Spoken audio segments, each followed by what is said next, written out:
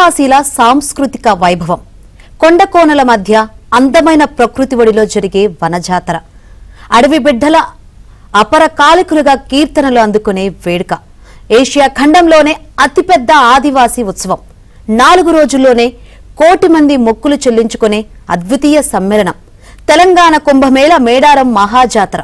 ఇక్కడ గుడి ఉండదు, గోపురం ఉండదు, అర్చన అభిషేకాలు అసలే కనిపించవు.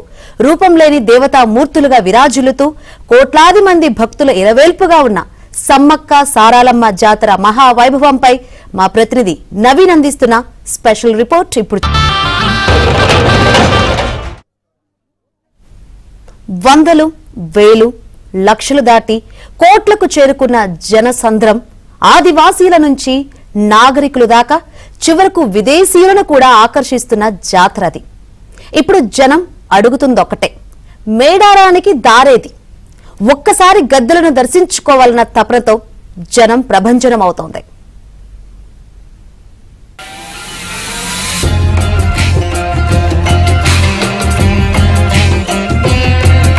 గుడి లేదు, గోపురం లేదు, అర్చన ఉండదు, మంత్రోచ్చరణ ఉండదు, అభిషేకాలు అసలే ఉండవు, అసలు దేవతామూర్తులకు రూపమే ఉండదు. అయినా కోట్లాది మంది భక్తులు తరలి వస్తారు. కారడవిలో ఉన్నటువంటి కర్రలనే దేవతలుగా కొలుస్తారు. జనాలను వనం వైపు నడిపిస్తున్నటువంటి ఆ నమ్మకమేంటి? మేడారం మహాజాతర విశిష్టత ఏంటి? తెలుసుకుందాం.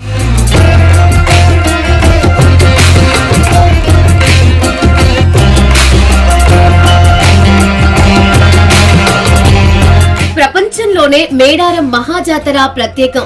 ఆదివాసీ, కోయ, గిరిజన సంస్కృతి సంప్రదాయాలు కలబోసిన ఆధ్యాత్మిక వైభవం. ఏ దేశంలోనైనా, ఆ మాటకొస్తే ఏ మతంలోనైనా పేర్లు వేరైనా జాతరలు సహజం. కానీ మేడారం మహాజాతరకు ఉన్న ప్రత్యేకతలు, చారిత్రక నేపథ్యం వేరు. సాధారణంగా ఏ జాతరలోనైనా దేవతామూర్తులు గుడిలోనో మందిరంలోనో పూజలు అందుకుంటూ ఉంటారు. వేద మంత్రాలు, అర్చన, అభిషేకాలు, దేవతామూర్తుల ప్రతిమలు ఉంటాయి. కానీ ఇక్కడ అవేవి ఉండవు. మత గ్రంథాల ప్రబోధం ఉండదు. విగ్రహారాధన అసలే కనిపించదు. అయినా 1 కోటి మందికి పైగా జనం భక్తి పారవస్యంలో మునిగిపోయే ఆధ్యాత్మిక జాతర ఇది. దైవ సంబంధిత కార్యక్రమాల్లో కూడా ఆధునిక పోకడలు చొచ్చుకు వచ్చినా ఇక్కడ మాత్రం అలాంటివి అనువంతైనా కనిపించని కోయ జాతి జాతర ఇది.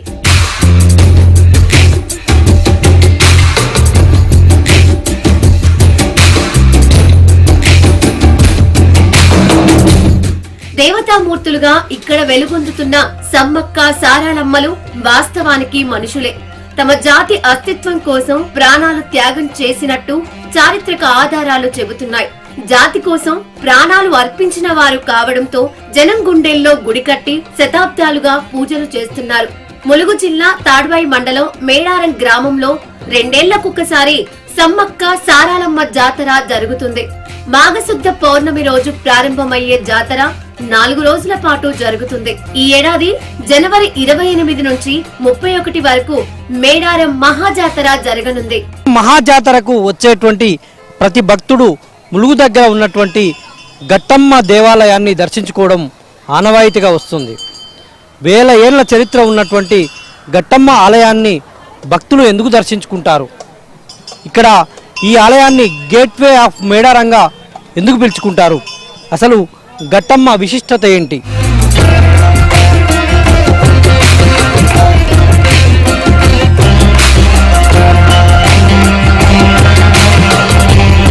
గిరిజన వనదేవతలు మేడారం సమ్మక్క సారాలమ్మ తల్లులను దర్శించుకునే భక్తులు ముందుగా గట్టమ్మ తల్లిని దర్శించుకుంటారు. వరంగల్ మేడారం మార్గ మధ్యమంలో ఉన్న గట్టమ్మ తల్లిని దర్శించుకున్న అనంతరం మేడారం సమ్మక్క సారాలమ్మ దివ్య సన్నిధికి బయలుదేరి వెళతారు. వివిధ ప్రాంతాల్లో గట్టమ్మ తల్లికి ఆలయాలు ఉన్నప్పటికీ ములుగు గట్టమ్మ తల్లికి సమ్మక్క సారాలమ్మ తల్లులంత వైభవం ఉంటుంది. మేడారం ములుగు మార్గంలో ఉన్న గట్టమ్మకు తొలి పూజలు జరిపాకే భక్తులంతా మేడారానికి వెళతారు. ఈ ఆలయం గేట్వే ఆఫ్ మేడారంగా పేరు పొందింది.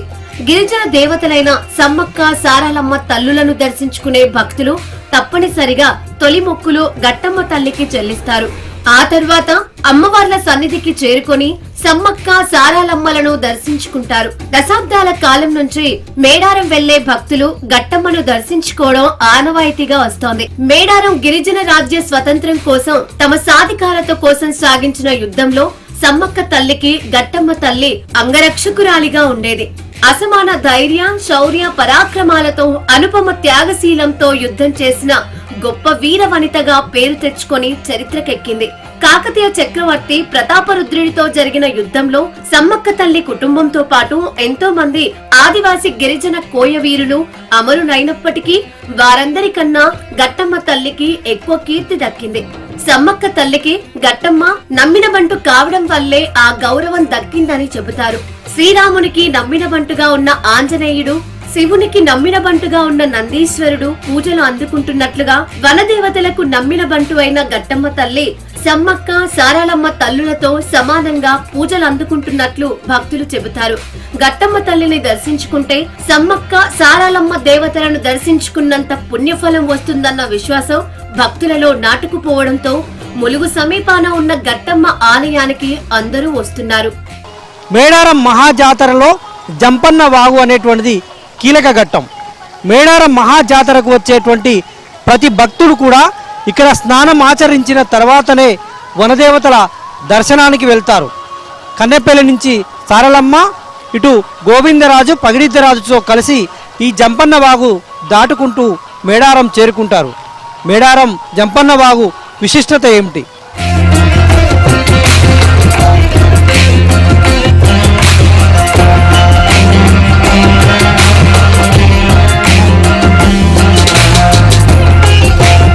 ఒకప్పుడు ఆదివాసి కోయ గిరిజనులకే పరిమితమైన మేడారం జాతర ఇప్పుడు విశ్వవ్యాప్తమైంది.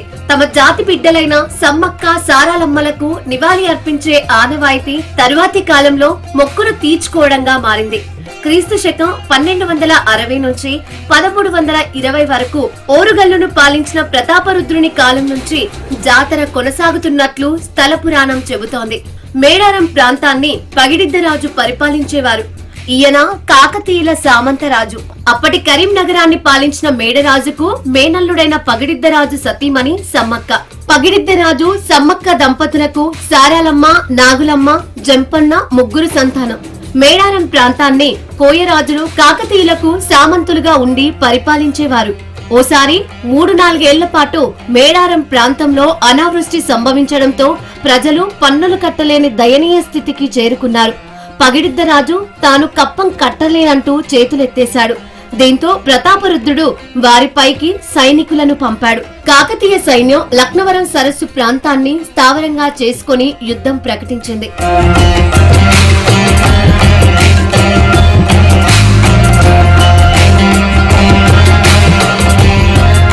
పగిడిద్దరాజు, అతని కుమార్తెలు నాగులమ్మ, సారాలమ్మ, అల్లుడు గోవిందరాజు కలిసి కాకతీయ సైన్యాన్ని అడ్డుకుంటూ మేడారం సరిహద్దుల్లోని సంపెంగవాగులో వీరమరణం పొందారని చారిత్రక ఆధారాలున్నాయి.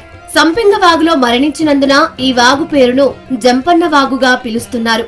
తన కొడుకు, కుమార్తె మరణించారన్న వార్త విన్న సమ్మక్క యుద్ధ రంగానికి వచ్చి కాకతీయ సైనికులపై విరుచుకుపడింది. ఈటెలో బల్లాలతో కాకతీయ సైన్యాలను పరిగెత్తించి అంతం చేసింది.